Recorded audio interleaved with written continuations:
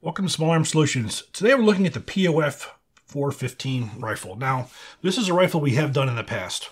The last rifle that came in was a P415 Edge rifle. Came in from one of our viewers.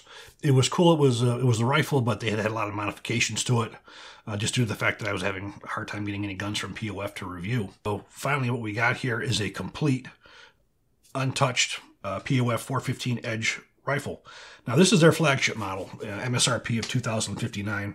Anybody who's familiar with POF knows that these are not inexpensive guns. These are guns that are proprietary. The late Frank DeSama, who passed recently, may he rest in peace. He was a wonderful guy. He was a tough one. He could be tough to take on occasion, but he was a brilliant man. And when he designed his guns, every single thing on there had his touch on it. He made improvements to everything. Sometimes those improvements were really, really light years ahead. Some of them were, they were cool. Most of the stuff that he did was, I'd say a lot of it was really, really well done. He really rethought a lot of the rifle. We go back to when this rifle came out. This was one of the first external piston rifles that came out. Was for sale. We're looking back at the time when the HK416 was first coming online. We had LWRC who was out with their M6, which is between them and between the HK and between these guys. We can't really put a timeline on exactly who was the first to come out. But one thing we do know for sure about POF, he started from the get-go, just like LWRC did, with external piston versions. When Frank got into the business, he was familiar with the regular AR-15, and he knew that if he was to succeed in the business, he needed to do something different. So he looked at it over, and he found out that basically what his niche was going to be was external piston. However, later on, he would go ahead and he would make some internal piston rifles as well, which would also become very popular as well. So going back to that time, we have his initial Gen 1. Now, his initial Gen 1, the gas system pretty much remained the same. The major changes mostly came throughout handguards and through lower receivers. The first generation, you were looking at a standard mil-spec lower receiver. It was just a regular old GI type pattern rifle. Gen 2, they integrated the trigger guard into it, and they also gave it his trigger. He designed his own trigger for it in the Gen 2, and he added the free float handguard onto it. And again, this was his trigger. It was his one-stage trigger that he had dropped in as a module. Then comes along the Gen 3, where he had the MB magazine release, the MB bolt catch, and he also introduced his own muzzle brake. Now, what we have here is the Gen 4. Now, the Gen 4 has a lot more interesting features onto it. We have the new handguard, we have the barrels, we have different furniture, we have some changes to the receiver. Like you can see right here, we have some finger grooves, so you can place your trigger finger right in the groove to keep it off the trigger. And I have to say, one of the most impressive things that he did on this was what's referred to as the E-squared extraction system.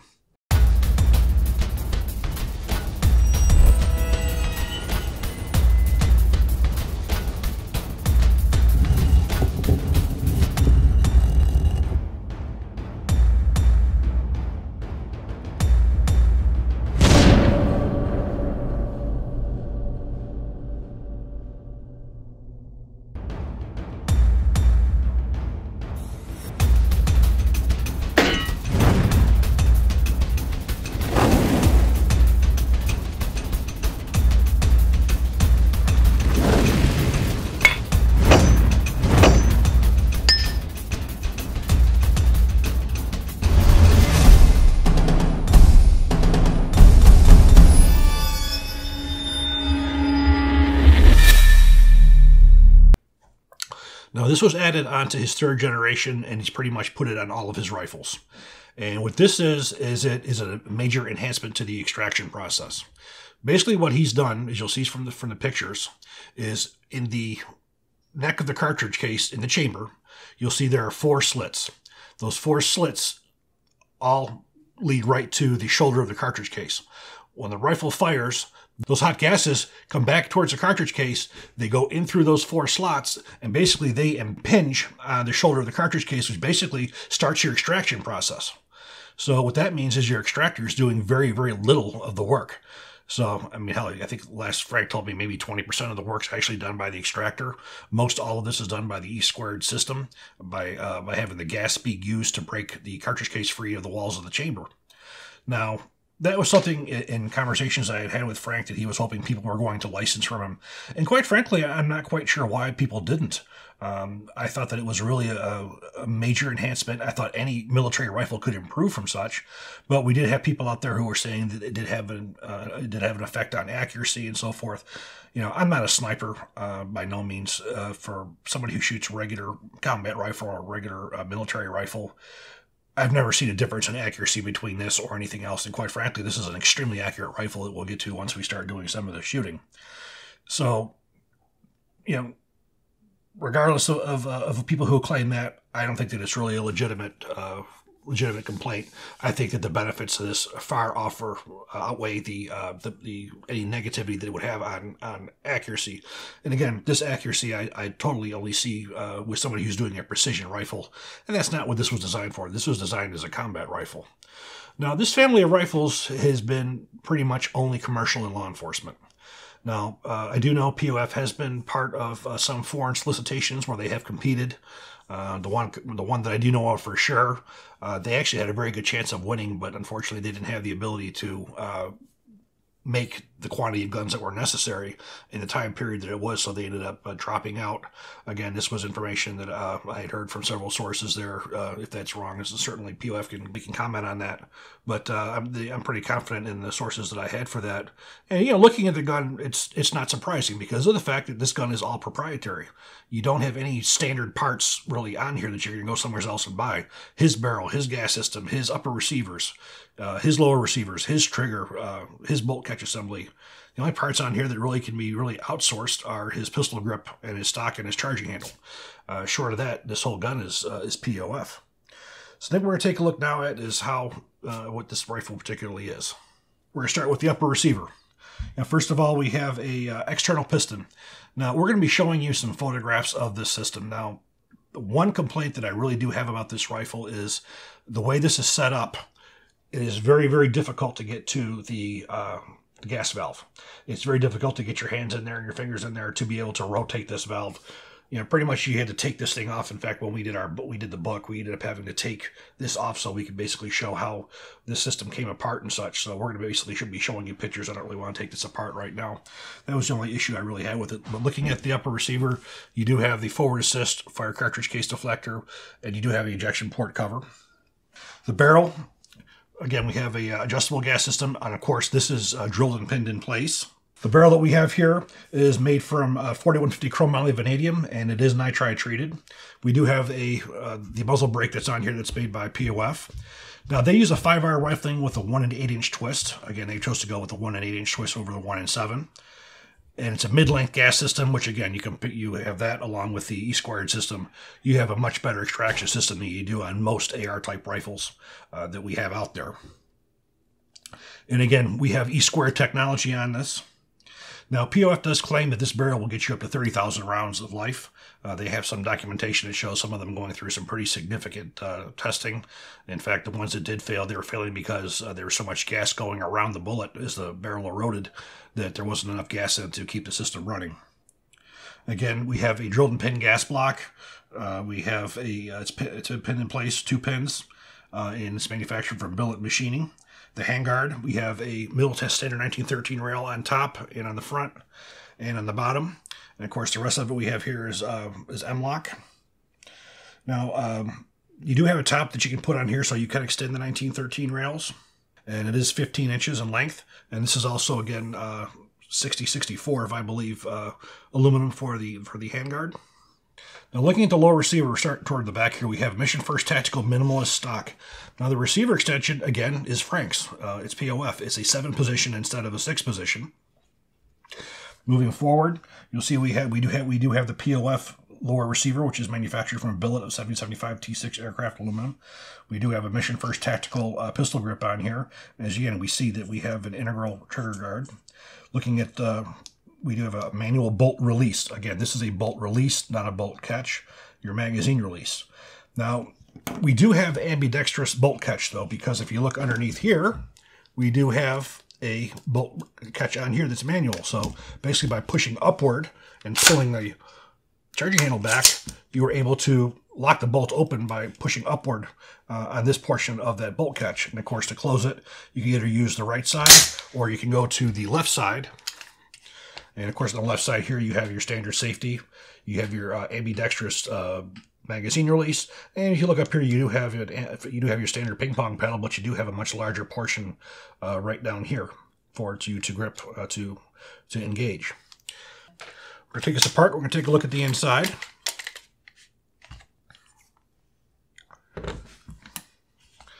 Okay, now looking at the inside, you're able to see the module that is dropped in for the POF. When you drop in the trigger module, you can't use the same hammer and trigger pins, which means you're not going to be able to use your, for instance, your hammer spring to lock in the trigger pin. You're not going to be able to use a J pin to drop in to lock in the hammer pin. So that's what this basically does here. Now, if you also look in these areas right in here, these are basically tabs that you can raise with an Allen key to basically adjust the tensioning on the upper and lower receiver. There's absolutely no play on this rifle whatsoever. The quality of these is fit and finish and everything is totally immaculate.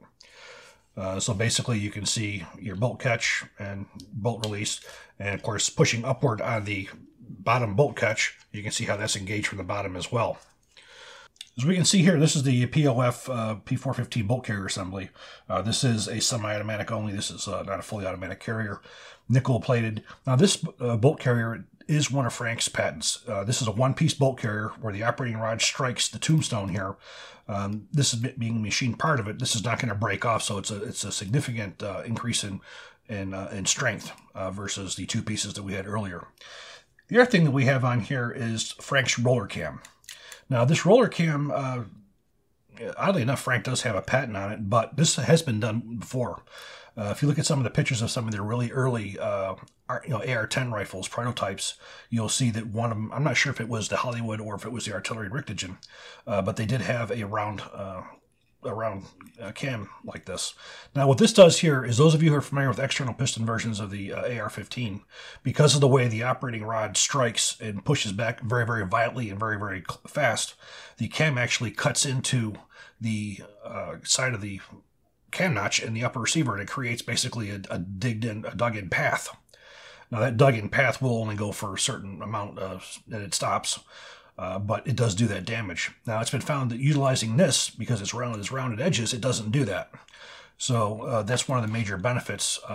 Quite frankly, all my guns that are external piston, I drop these in. Now, you can use these in internal piston rifles as well. The only problem is with an internal piston, you have to remove the original carrier key and drop on his carrier key. And of course, you got to make sure that you have everything cleaned, everything torqued properly and staked. But it's not just a drop-in for any of the internal piston. Now the bolt on here, this particular bolt is a standard mil-spec bolt. It is nitride and is mag particle and proof tested, meaning it's tested with a 70,000 PSI proof cartridge, and then Magnaflux to check for stress fractures. It does have the rubber O-ring on here for as far as extractor improvements. But overall, this is a very, very high quality bolt carrier. This is an NP3 finish. Now, I'm actually much more fond of NP3 finish than I am nickel boron. Nickel boron, once you use it the first time, it starts to feel it starts to look like it has a tarnish to it, and when you run your fingers across it, it's no longer slippery. Your finger sort of sticks to it. The NP3, which has got a nickel Teflon in it, you don't have that issue. So I do believe that the NP3 is a much better finish than than standard nickel boron.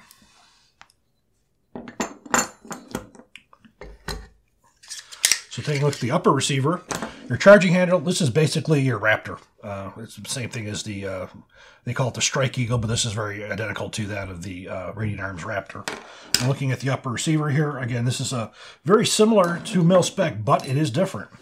If you notice, this looks mil-spec, but the way this is cut on the top of it to accept this sleeve that goes over the top of the rail. So basically you have a significantly higher rail on here than you do on a standard M16 or M4 type rifle, because this handguard does slide over the top of the handguard.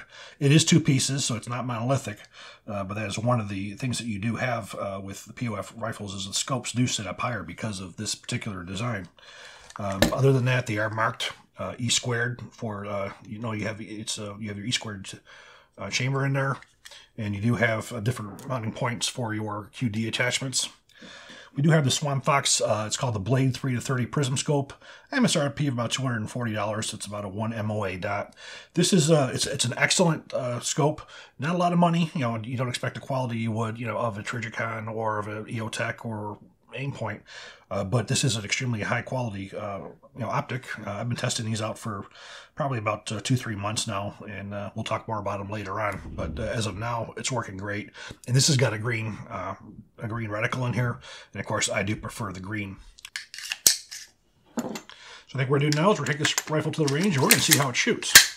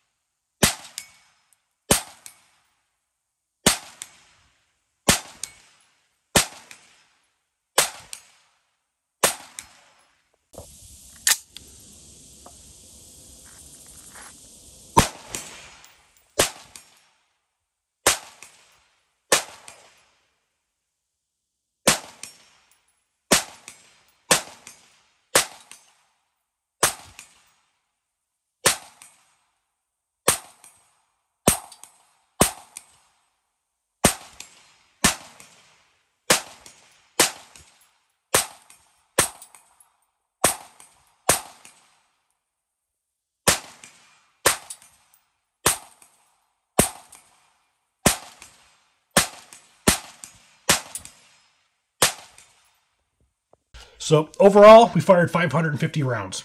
We had 200 rounds of Remington UMC 55 grain full metal jacket, 50 rounds of Black Hills 77 grain OTM Mark II 6.2, 100 rounds of Black Hills 55 grain full metal jacket, and 200 rounds of the normal tactical 55 grain full metal jacket. The best group was .825 inches at 100 yards with the Mark II 6.2. Now, they have always claimed the accuracy of their barrels. I'm not sure if they have a policy on what they guarantee out of their barrels, but I have to say pretty much, well, actually every version of this rifle, whether it was this or the 308 I've shot, has always been sub-MOA. The quality's always been there. Again, like we talked about, that really hard, highest, as we spoke about, that really high MSRP.